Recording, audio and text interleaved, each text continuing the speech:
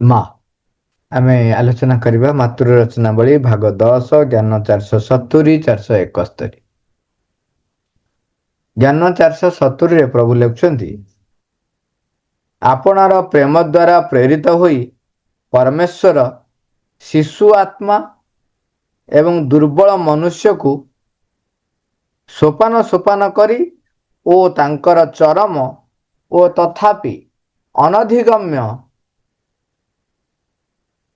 ଗିରି ଶିଖର ଗୁଡ଼ିକର ଦୃଷ୍ଟି ଲାଭକୁ ପ୍ରତ୍ୟାହୃତ କରି ରଖି ସେମାନଙ୍କୁ ସେହିପରି ଭାବରେ ହିଁ ଶିକ୍ଷା ଦେଇଥାନ୍ତି।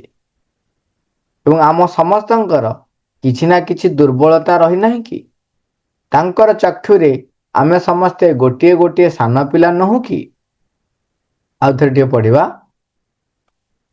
ଆପଣାର ପ୍ରେମ ଦ୍ୱାରା ପ୍ରେରିତ ହୋଇ ପରମେଶ୍ୱର ଶିଶୁ ଆତ୍ମା ଏବଂ ଦୁର୍ବଳ ମନୁଷ୍ୟକୁ ସୋପାନ ସୋପାନ କରି ଓ ତାଙ୍କର ଚରମ ଓ ତଥାପି ଅନଧିଗମ୍ୟ ଗିରି ଶିଖର ଗୁଡ଼ିକର ଦୃଷ୍ଟି ଲାଭକୁ ପ୍ରତ୍ୟାହୃତ କରି ରଖି ସେମାନଙ୍କୁ ସେହିପରି ଭାବରେ ହିଁ ଶିକ୍ଷା ଦେଇଥାନ୍ତି।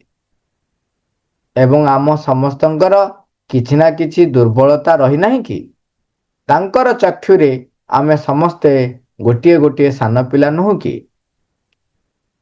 ଏଠି ପ୍ରଭୁ କେମିତି ଭଗବାନ କାମ କରନ୍ତି, କିପରି ଆମେ ଧୀରେ ଧୀରେ ଅଗ୍ରଗତି ଆମର ଚରମ ଅଗ୍ରଗତି ପରମଙ୍କ ଆଡ଼କୁ ଯିବା ପାଇଁ ଗୋଟିଏ ଗୋଟିଏ ପାବଚ୍ଛ ଅତିକ୍ରମ କରୁ ଏବଂ ଆମ ଜୀବନର ଯେଉଁ ଘଟଣା ଗୁଡ଼ିକ କିପରି ପ୍ରଭୁ ନିଜେ ଦାୟିତ୍ୱ ନେଇ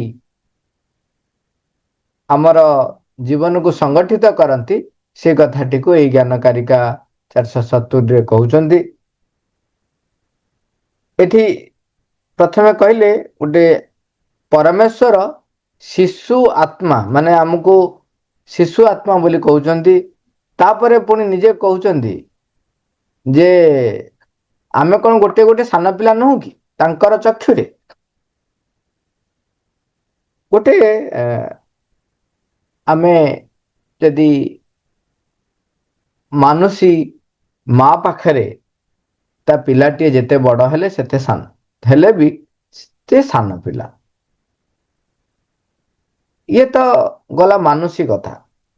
ଚିନ୍ତା କରନ୍ତୁ ପରମଙ୍କ ପାଖରେ ଆମର ଯେଉଁ ସାମର୍ଥ୍ୟ ରହିଛି, ଆମର ଯେଉଁ ସାମର୍ଥ୍ୟ ପାଇବାର ଅଛି, ଯାହା ଆମର ହବାର ଅଛି, ଯାହା ଆମ ଦ୍ୱାରା ପରିପ୍ରକାଶ ହେବାର ଅଛି, ପରମେଶ୍ୱରଙ୍କର ସମସ୍ତ ସମ୍ପତ୍ତି, ପରମେଶ୍ୱରଙ୍କର ସମସ୍ତ ପ୍ରଜ୍ଞା, ସମସ୍ତ ଜ୍ଞାନ, ଯେଉଁ ପ୍ରଜ୍ଞା ବୋଲି ଆମେ ତାକୁ କହନ୍ତି, ସମସ୍ତ ସତ୍ୟ ସମ୍ବନ୍ଧରେ ପୂର୍ଣ୍ଣ ସଚେତନତା, ତାଙ୍କର ସେଇ ଆଲୋକ, ତାଙ୍କର ସେଇ ଅମୃତତ୍ୱର ସମଗ୍ର ଅମୃତତ୍ୱର ଅଧିକାରୀ ଆମେ ହବା ପାଇଁ ଯୋଗ୍ୟ।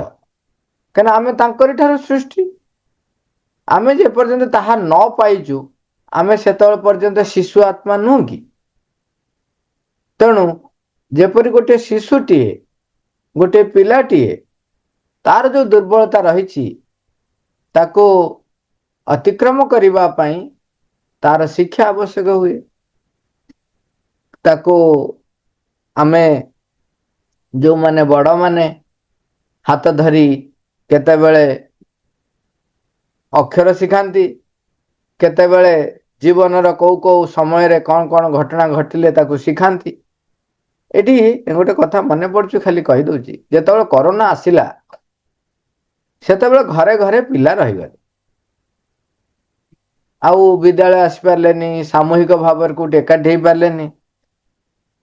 ତାର ପରେ ଦେଖାଗଲା ଯେଉଁ ପିଲାମାନେ ସବୁ ଏଇ ପ୍ରକାର ସିଚୁଏସନ ଘରେ ରହିଲେ, ସେମାନଙ୍କ ଭିତରେ ଅନେକ ଦୁର୍ବଳତା ବୃଦ୍ଧି ପାଇଲା।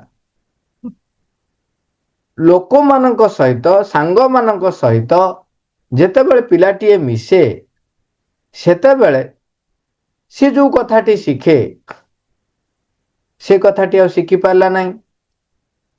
ଯେମିତି ଘରେ ଗୋଟେ ଜଣେ ବ୍ୟକ୍ତି ଏକା ରହିଲେ ଧୀରେ ଧୀରେ ଯେମିତି ତା ଭିତରେ ଗୋଟେ ଡେଭଲପ ହୁଏ, ଯେ ପ୍ରଥମେ ତ ଡେଭଲପ केते कथा डेभलप भितर गोटे गोटे घटना हुए जे मु बेसी जानिची, I am something special, why I tolerate others, मु कहीं अन्य को माने सहिबी, आउ समस्त प्रति गोटे आग्रेसिवनेस सहयोगिता भाव चली जाए,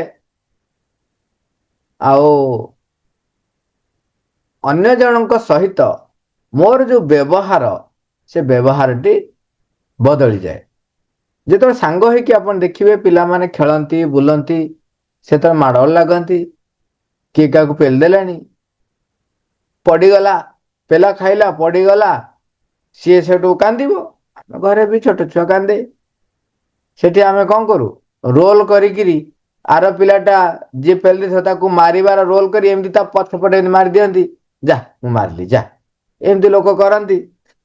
किंतु जो विद्यालय रे ये घटना गुड़िक घटे से देखिए से समय गार्डियन माने बहुत रिएक्टिव हेले, मो पिलाटा तापरे जो आसिले एबे सब देखा जाउची से गुड़िक से दुर्बलताटी से गार्डियन मान पाखे रहीगला, कहीं से मो पिला को बाड़ेबो, सांग सांग भितर खेल बेले ये घटना गुड़िक घटवा घटे, ता फल पिलाटीर अनेक सहयोगिता सौहार्द्य परस्पर भितरे जो सांग सांग भितर जो घनिष्ठता एवं निजे सहिबा शक्ति ये सब जिनस को से पिला शिखी पारे ना, से गार्डियन माने से समय रे केते जन से विषय दुर्बल रहीगले। तेणु जेतेबेले आमे कौनसी समूह संगरे संगठन भितरे प्रवेश करू सेतेबेले अनेक प्रकारर समस्या द्वंद्व आम पाखे आसी पहुँचे, ताकू सम्मुखीन हेले आमे अधिक समर्थ हो। जेपर्यंत आपण कथारे आपण चिंता करंतु, जेतेबेले जंगल रे रही आपण कहबे मु गुंफार रही कि तपस्या करिवि, सेतेबेले आपणकर जो प्रवृत्ति प्राणर जो गतिवृत्ति मनर जो गतिवृत्ति सी बहुत कम बाहरी थी, आपण भाविए जे मु ए सब ऊपर विजय हासिल करगली, मोर अग्रगति हो गलानी। किंतु जेतेबेले गोटे समाज भितर प्रवेश करिवे सेतेबेले आपणकर सेई जो चापी ही रहिथिबा प्राणर प्रवृत्ति मनर गतिवृत्ति से सबू बाहर को बाहरिबो, ताकू जदि आपण सम्मुखीन हेई पारिले तेबे आपण समर्थ हेई जिवे।